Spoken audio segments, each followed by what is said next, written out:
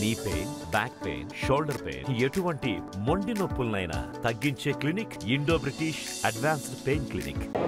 ఉత్కంఠ వీడింది. ఖమ్మం పార్లమెంట్ అభ్యర్థిగా తాండ్ర వినోద్ రావును ప్రకటిస్తూ ఇప్పటికే బీజేపీ హైకమాండ్ కూడా నిర్ణయం తీసుకుంది. ప్రస్తుతం తాండ్ర వినోద్ రావు ఉమ్మడి ఖమ్మం జిల్లా వ్యాప్తంగా ప్రధానంగా ఖమ్మం పార్లమెంట్ వ్యాప్తంగా విస్తృతంగా పర్యటన చేస్తూ క్యాడర్లో ఉత్తేజం నింపే ప్రయత్నం చేస్తున్నారు. మనకు అందుబాటులో వినోద్ రావు ఉన్నారు. ఆయన అడిగి అన్ని విషయాలు తెలుసుకునే ప్రయత్నం. సార్, ఇంతకీ వినోద్ రావు ఎవరు అనే ఒక చర్చ ప్రస్తుతం ఖమ్మం పార్లమెంట్ వ్యాప్తంగా జరుగుతుంది. ఎందుకంటే నిజానికి జలగం వెంకట్రావుకు టికెట్ ఖరారు అయిపోయింది, లేదంటే నామాను కూడా పార్టీలు చేర్చుకునేందుకు బీజేపీ హైకమాండ్ పావులు కదుపుతున్న ఒక ప్రచారం జరిగిన నేపథ్యంలో అనూహ్య పరిణామాల నేపథ్యంలో అకస్మాత్తుగా వినోద్ రావే ఖమ్మం పార్లమెంట్ కమలం పార్టీ అభ్యర్థి అని ఒక ప్రచారం ఒక్కసారిగా జరగడం నిజంగా ఎలా అనిపించింది ఆ అనుభూతి? ఎందుకు వెంకట్రావుకు రాలేదు, ఎందుకు నామాను మీ పార్టీలో చేర్చుకోలేదు?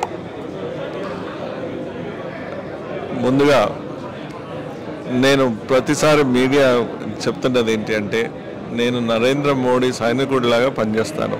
ఒక సైనికుడికి అర్ధరాత్రి మెసేజ్ వచ్చినా వారు ఆ పని చేయాలి. నాకు ఆ రోజు వచ్చింది, వారు నన్ను అభ్యర్థిగా ఎంపిక చేశామన్నారు. అదే స్పిరిట్ తోటి ఇప్పటివరకు నేను కంటిన్యూ చేస్తున్నా, ఫ్యూచర్లో కూడా అట్లనే చేస్తాను. సో ఆదేశాల కోసం ఎదురు చూస్తున్నాము మేమందరము. నాకు వచ్చింది, నేను పనిచేస్తున్నా. వారందరూ కూడా నాతోటి పనిచేస్తున్నారు. మాలో ఎలాంటి డిఫరెన్స్ లేదు. అంటే ప్రధానంగా వినోద్ రావు వెనుక ఆర్ఎస్ఎస్ కానీ విహెచ్పి కానీ ఇలా హిందూ పరివార సంస్థలు చాలా బలంగా ప్రయత్నం చేశాయి. ఆ ప్రయత్నాలకు బీజేపీ హైకమాండ్ కూడా తలగాల్సిన పరిస్థితి ఏర్పడింది అనేది ఒక ప్రచారం. నిజమా కాదా? మీకంటే ఎక్కువ కూడా హిందూ పరివార సంస్థలు మీకోసం పనిచేయాలి అంతరేమైంది? నేను ఒకటే నమ్మేది, పని చేసే చిత్తశుద్ధి వాడు ఉండుంటే చాలామంది చాలా పెద్దలు దాన్ని గుర్తించి వాడిని పైకి తీసుకొస్తారు. దీనికి నిదర్శనం ఇది. నేను ఏం చేయాలి, ఏం చేయవచ్చు అనే భావన ఉన్నవాడిని. నాకు అవతల నుంచి ఏం కావాలని కాదు, మనం ఫస్ట్ చేయాలి. చేసి చూపిస్తే వారు పెద్దలు తప్పకుండా మమ్మల్ని గుర్తిస్తారు. జరిగింది కూడా అదే.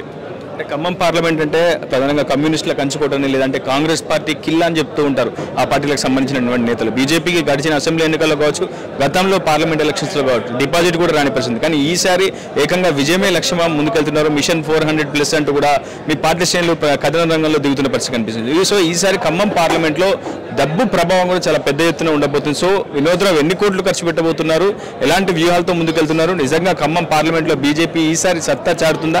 కనీసం డిపాజిట్ దాటి ఓట్లైనా సాధిస్తుందా అంటే ఏం చెప్తారు?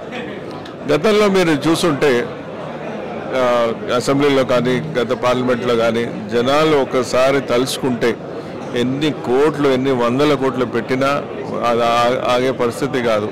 ఇది కేవలం డబ్బుతోటి అయ్యే విషయం కాదు. ఈసారి దేశ ప్రజలు చూస్తున్నది ఏంటి? మోడీ గారు 3వ ప్రధానమంత్రి అవుతున్నారు. వారు ఎందుకు అవుతున్నారు? వారు కంట్రీలో 6 నిమిషాలు 18 గంటలు 19 గంటలు పనిచేసి ఒక భారతదేశాన్ని అగ్రగామ దేశం కింద వారు ఏ స్వార్థం లేకుండా నిష్ఠతోటి వారు చేస్తున్నారు. కాబట్టి అట్లాంటి నిష్ఠతోటి చేస్తున్న వారికి వారు పనిచేస్తారు. ఈ డబ్బు అనేది ఇక్కడ ప్రభావం కాదని నేను విశ్వసిస్తున్నా. ఇక్కడ మీ ప్రత్యర్థులు 100 కోట్లు ఖర్చు పెట్టడానికి సిద్ధంగా ఉన్నా, ఎంతైనా ఖర్చు పెడతాం, గెలుపు కోసం ఎంత దాకా వెళ్తాం అంటున్నారు. మీరు అసలు డబ్బే ఖర్చు పెట్టను, ప్రజల ప్రేమాభిమానాలు ఉంటే చాలంటున్నారు. నిజంగా అవి ఫలిస్తాయా? ఇక్కడ కావాల్సింది మనం ఏం చేయాలి, ఏం చేయగలుగుతాం చెప్పడం వరకే. డబ్బు అనేది అది క్షణికం. అది దానివల్ల ఇంపాక్ట్ లేదని దేశం మొత్తం, లేకపోతే మేము 400 సీట్లు గెలుస్తామని ఇంత కాన్ఫిడెన్స్ ఎందుకు ఉంది? డబ్బే ప్రభావం అయితే ఇంకేదైనా కావచ్చు కదా. ఈసారి ప్రజలు ఎస్పెషల్లీ ఖమ్మం జిల్లాలో ప్రజలు చైతన్యవంతులు. వారికి క్లారిటీ ఉంది, ఎవరు గెలిస్తే మాకు ఏం కావాలనేది ఉంది. కాబట్టి నేను అన్న ఆస్పెక్ట్ అసలు ఇంపార్టెంటే కాదు. అంటే కాంగ్రెస్ ప్రధానంగా చెప్తుంది ఇది ఖమ్మం అనేది కాంగ్రెస్ పార్టీ గెలుచుకునే సీటు, 2వ స్థానం కోసమే బీజేపీ బీఆర్ఎస్ కొట్లాడుకోవాల్సిన పరిస్థితి ఏర్పడింది ఖమ్మం పార్లమెంట్లో అంటున్నారు. నిజంగా మీరు 2వ స్థానం కోసం పోరాడుతున్నారు, లేదంటే విజయం కోసమే పోరాడుతున్నారు? ఇట్లాంటి వాదనలన్నీ మనం విన్నప్పుడు మణిపూర్ లాంటి స్టేట్లోనే ఇప్పుడు బీజేపీ జెండా ఎగిరైంది. నార్త్ ఈస్ట్ అంతా బీజేపీ ఇన్ఫ్లుయెన్స్ ఉంది. అట్లాంటి ప్లేసెస్లోనే బీజేపీ వచ్చినప్పుడు ఇక్కడ ఇంత చైతన్యవంతమైన ఖమ్మంలో అట్లాంటివి ఉండదని నేను అనుకుంటున్నాను. అది ఫ్యాక్టరీ కాదు. ఒక్కొక్కసారి ప్రజలకు అనిపించవచ్చు ఒక గవర్నమెంట్ వస్తే వాళ్ళకి పని చేస్తుందని. అట్లా గతంలో ఎన్నోసార్లు చేశారు. ఈ టైంలో as of today at this moment ప్రజలు విశ్వసిస్తున్నారు ఈసారి ఖమ్మంలో బీజేపీ వస్తే మేలు జరుగుతుందని. కాబట్టి ఈసారి ఖమ్మంలో బీజేపీ వస్తుంది. అంటే ఈసారి ఎన్నికల్లో హిందుత్వ ఎజెండా అనే ప్రధాన ఎజెండాగా మీరు మారుస్తున్నారు. త్రిశూల్ దీక్ష కావచ్చు, రాములవారి అక్షింతల పంపిణీ, ఇలాంటి కార్యక్రమాలు నిజంగా ఓట్లు రాలుస్తాయా? ప్రజలు ఇటువంటి వాటిని విశ్వసిస్తారా? విశ్వసించిన వాటిని వాళ్ళకి మీకు మద్దతుగా నిలుస్తారంటారా? ప్రజలు విశ్వసించేది డెవలప్మెంట్ ఎవరు చేస్తారు, ఎట్లా చేస్తారు, చిత్తశుద్ధి ఉందా లేదా, అది మెయిన్. ఏమి చేసినా కానీ వారికి అనిపించేది ఏంటి, వీరిని ఎన్నుకుంటే ప్రభుత్వం న్యాయం చేస్తుందా, ఆ ప్రభుత్వం క్యాండిడేట్ కింద రిప్రజెంటేటివ్ కింద ఖమ్మంలో ఉంటే జరిగే అభివృద్ధి ఏంటి, అదే వారు ఆలోచిస్తారు, అదే వారు చేయబోతున్నారు కూడా. ప్రధానంగా కేంద్ర దర్యాప్తు సంస్థల్ని బీజేపీ పావుగా వాడుకుంటుంది. ఇటీవల ఎమ్మెల్సీ కవిత అరెస్ట్ కావచ్చు, ఈడీ వచ్చిన తర్వాతనే మోడీ వస్తారు, లేకపోతే ఈడీతో పాటే మోడీ వస్తారంటూ దర్యాప్తు సంస్థలను ఉద్దేశించి బీజేపీపై అనేక విమర్శలు వెల్లువెత్తున్నాయి. ఇటీవల రేవంత్ రెడ్డి కావచ్చు, ఖమ్మం కాంగ్రెస్ నేతలు కూడా తీవ్రంగా విమర్శలు చేస్తున్న పరిస్థితి. అసలు ఖమ్మం పార్లమెంట్ కానీ తెలంగాణకు కానీ మోడీ చేసిందేంటి, బీజేపీ చేసిందంటే నేరుగా ప్రశ్నిస్తున్నారు. ఏం చెప్తారు?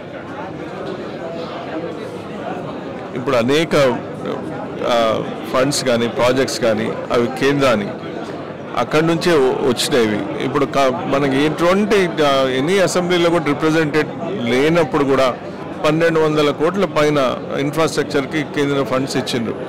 నేను ఇందాక చెప్తున్నట్టు ఈ సమయంలో మోడీ గారు చాలా లిబరల్. వారు అడిగింది తరుణమే చేసే, మా పార్టీనా ఆ పార్టీనా అని వారు ఆలోచించుంటే ఇట్లా చేసేది కాదు.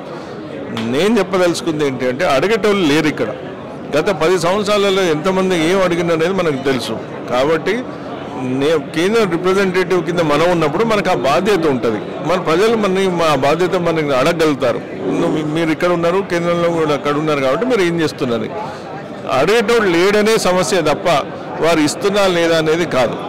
ఫైనల్గా ఖమ్మం పార్లమెంట్లో విస్తృతంగా పర్యటించారు. ఇప్పటికే ఎలాంటి సమస్యలు మీ దృష్టికి వచ్చాయి? అసలు రేపు ప్రజల్ని ఏమడిగి ఓట్లు అడుగుతారు, ఏం చెప్పి ఓట్లు అడుగుతారు? దీని విషయంలో గత 2 నెలల నుంచి మా నిపుణులతోటి, మా సీనియర్ పార్టీ నాయకులతోటి, అభ్యర్థి ఎవరైనా సరే అసలు మనం ఏం కావాలి, మనకు విజన్ ఏంటి, మన విజన్ డాక్యుమెంట్ ఏంటి, ఇదంతా మేము సమగ్రంగా ఎవరు వచ్చినా సరే తీసుకెళ్లేది మాత్రం అదే. కాబట్టి మాకు స్పష్టమైన ఐడియా ఉంది ఏం చేయొచ్చు. ఫర్ ఎగ్జాంపుల్ నేను already vision document draft release చేస్తున్నా, మీకు కాపీ కూడా ఇస్తా. దాంట్లో 40-50 పాయింట్స్ ఉన్నాయి రఫ్లీ. Kovvur railway line, then NTPC, then ఎన్ఎండిసిలో అనేక 100 ఎకరాలు ఖాళీగా ఉన్నాయి. ఎన్టీపీసీకి ఇంకో యూనిట్ వచ్చే స్కోప్ ఉంది.